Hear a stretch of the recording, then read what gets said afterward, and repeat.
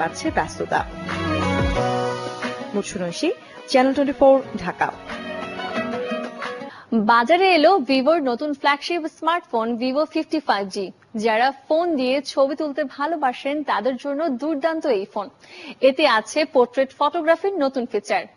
স্মার্টফোনটির প্রতিটি ক্যামেরায় রয়েছে 50 megapixel জাইস lens, জাইস multifocal portrait, AI অরা লাইট ফিল্ম ক্যামেরা মোড এবং 4K ভিডিও রেকর্ডিং সুবিধা।